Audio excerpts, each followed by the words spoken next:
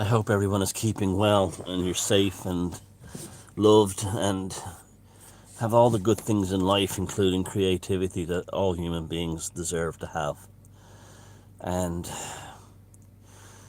today is a very important video. You'll probably want to share this one around. And I can only describe what happened to me yesterday was a spiritual experience. And it was brought about by extreme anger. So it was a classic spiritual experience in the sense that it was born of rage, but it resolved itself into gnosis, knowledge, inherent, innate knowledge from within the core, the archetypal core of the human consciousness.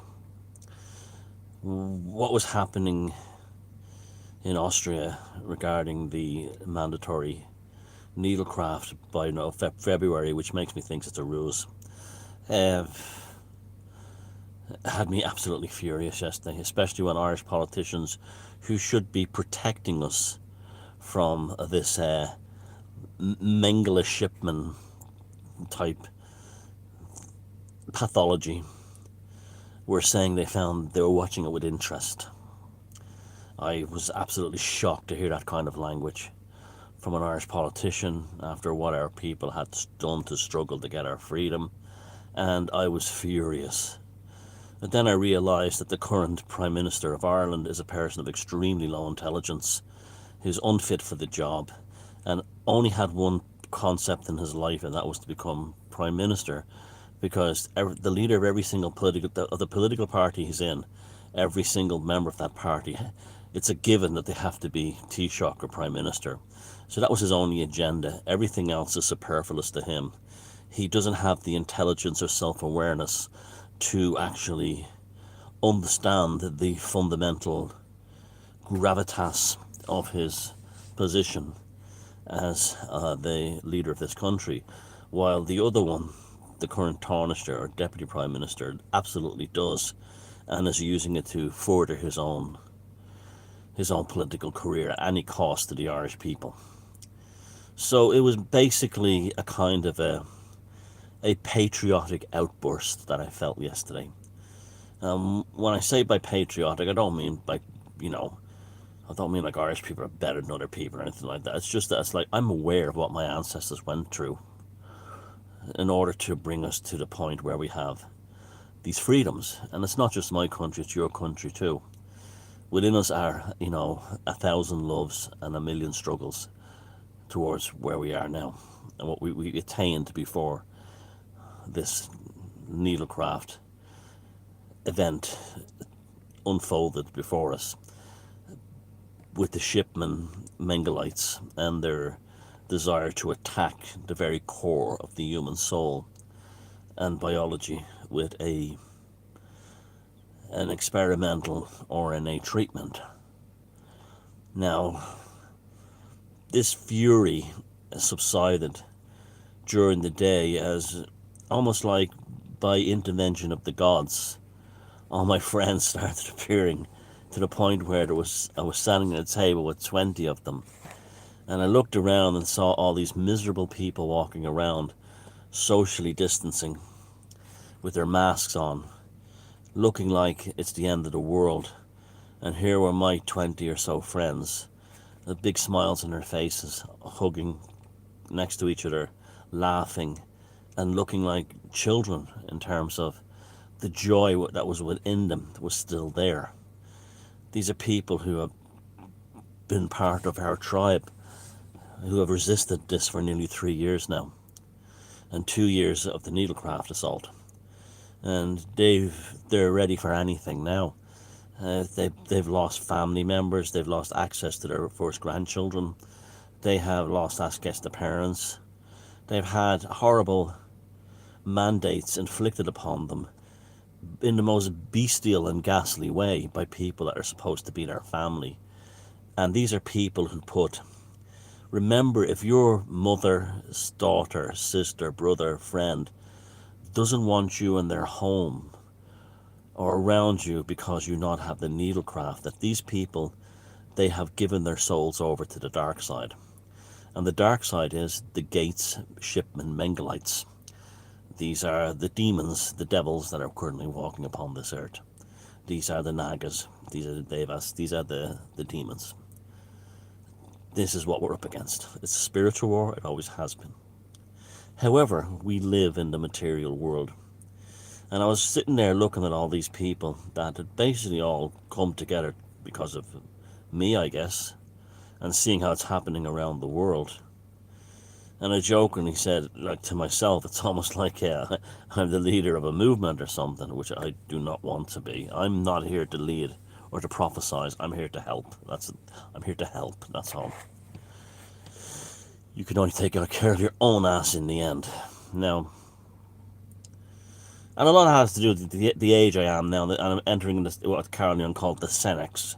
So I'm entering the Odin phase of my life. Okay, so I'm an elder, in that sense, and that's something I'm quite proud of. That's something I'm glad to be seen in that way, because it's how I feel inside me. Of all the shit I've processed in my life to this point, I'm actually comfortable with my Senex, with my status as this kind of person. Helpful, if I'm helping. Now, I thought long and hard about practical measures to get around the possibility of mandatory needlecraft. Now, I will state quite clearly now, they will have to do it to my dead body. They will have to. It'll be my bullet-ridden corpse that they get the needlecraft into, and that's because I will defend my right and choices as a free human being to take care of my body, even to the point where I don't have a problem dying of this virus, rather than allowing Bill Gates to enter into me, to violate me. These Gates Mengelite shipman types, and who want to do this. So I thought about, like, well, could we? I spoke to some friends, and could we form a religion? We could form a religion, and even though they're claiming religious exemption is not going to work, it can work. There are numerous courts in both individual states in the United States where you could, with the right lawyers and the right money and the right backing, do this. So that's not, Joe Biden can say that all he wants, but literally, the United States is a Supreme Court for a reason, and we have constitutional laws, and even the Europeans can invoke the Nuremberg Code. It's just that they don't know about it, but they will know about it when people in Austria start talking up about it. So don't assume that these guys can get around that. If it doesn't happen now, it can happen later. It can offer protection. So religious exemptions is a very, very real thing. So then I said, well, then what kind of fake would that make me if I started a religion, to try and just get around it? And people would say, oh, that guy Sheridan's a fake. Yeah, he started that religion just to get around the needlecraft. And they'd be right. They'd be telling the truth. And I cannot be like that. I cannot be that way. And I also take great fondness and happiness and joy from my paganism, just like there are people out there who get great comfort and joy from their Christianity or whatever. I'm very much an old-fashioned liberal in that sense. I believe totally in religious tolerance and religious freedom, and that includes the right to stop experimental DNA treatments being put inside your body if it conflicts with your theological, spiritual, and even philosophical identity. Okay, so I went home yesterday and I came up with a concept that I'm now going to apply as part of my spiritual belief. It's nothing new. If you've read Fraser's The Golden Bough, you'll know that the sanctity of blood is central to all spiritual traditions. Okay, this is the meat of the video. Pay attention to me. I developed the concept of sanguine gnosis, or knowledge of the blood. Sanguine also means optimism as well, which I find quite interesting. Sanguine gnosis is the belief that the Creator, regardless of your spiritual tradition, be you Muslim, Christian, pagan, Hindu, Buddhist, it doesn't matter, created your blood as a spiritual life force, and no human being has the right to interfere with that beyond medical treatments such as transfusions. You're still getting the blood of another person. You're not getting a tainted blood. Now, we have to be very strong about this. From this moment on, actually from this last night, I have declared myself in a state of sanguine gnosis, that I'm fully aware that the blood passing through my body has a spiritual dynamic to it. And this spiritual dynamic cannot be put into a state of apostate or heresy or corruption or defilement by putting in technological aspects to it. By that I mean RNA or DNA augmentation to the blood, transhumanist nanobots, and so on inside my blood. This blood was given to me by the Creator of the universe, whoever that is, whatever that was. That blood is a spiritual life force that runs through my body, that I will unto death protect from being defiled by technology. I am not anti-vaccines in traditional vaccines. I am not anti-blood transfusions. I am against the concept of technological augmentations or adaptations being done to this. The Creator is a product of the great spiritual force that created this universe. And through us and through our blood, we carry all the stories of our ancestors. And the stewardship of these stories is the God force contained within this blood. This is central to all spiritual traditions. Sanguine Gnosis is honoring these spiritual traditions. Within Orthodox Christianity, you have the concept of the most precious blood. You have the blood of the Lamb within Catholicism. You have endless rites surrounding blood in the European spiritual traditions. Our ancestors instinctually knew from day one that the spiritual force, like it said within the Gospel of St. Thomas, the kingdom of heaven is within us as our circulatory system. Without the God force of blood pumping through our pulmonary system, we are not in a state of grace. And any effects upon that in terms of technology is a violation and a corruption and a heresy of the Creator, regardless of your spiritual background. If you're a Christian, you can safely and authentically invoke sanguine gnosis as part of the living force of God, Jehovah, Yahweh, whatever you feel. If you're a Muslim, Allah. And this applies across all peoples: African, European, South American, Caribbean, Pacific Islanders, Inuit, Sami, Asians, you name it. We all, in our traditions of spirituality, believe that blood is a sacred force given to us by the Creator.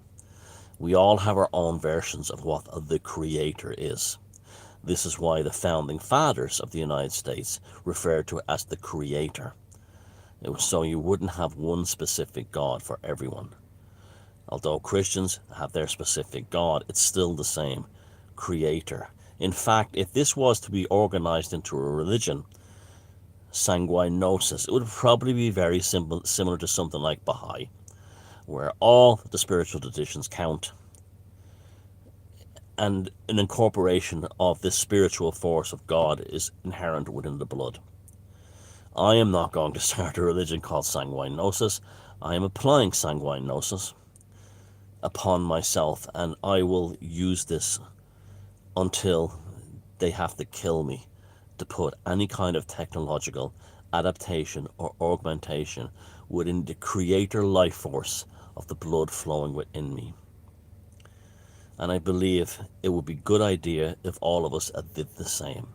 If we all from this moment said to ourselves, those in the tribe and beyond, that I am not going to take RNA or DNA or technological treatments into my bloodstream because I am the steward of the God creator force that put the blood and my life force into my system.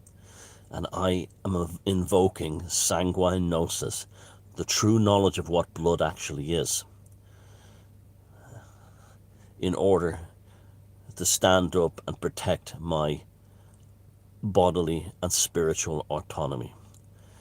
If they put that thing inside me, they have declared war upon the spiritual life force of the universe, of the creator, whatever your creator is. From this point on, I no longer have any issues concerning this because I'm applying Sanguine Gnosis. My belief is that human blood, and you should be believing it too, is a sacred God force that should not, under any circumstances, be tampered with through technology. For someone who is in a state of Sanguine Gnosis, to alter our blood with DNA, RNA, or nanobots would be like forcing a Muslim or a Jew to consume pork.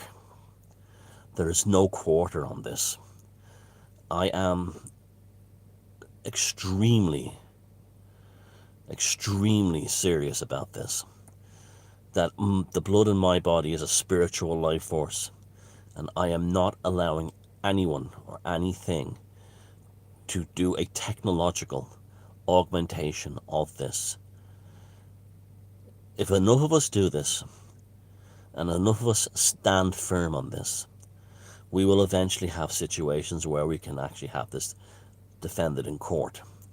All we need is one precedent set in some US state. A proper good law firm can take it on and run with this concept, and they can go back to the ancient Indo-European documents right through to the present, and all one maxim that exists through all spiritual traditions is that the blood that we carry in our bodies is the kingdom of God within. And no science should be allowed to interfere with that beyond life-saving measures such as standard vaccines, transfusions, and so on. Anything to affect the DNA which is carried from the earliest of our ancestors. So if you're a Christian, a Muslim, or a Jew, you are literally carrying the God force of Adam and Eve inside you. And for these Gates Shipman Mengelites to try to affect that is the most extreme defilement of your spiritual identity. They're basically trying to kill your relationship with God. Sanguine Gnosis is the way out of this. I hope you consider what I'm saying.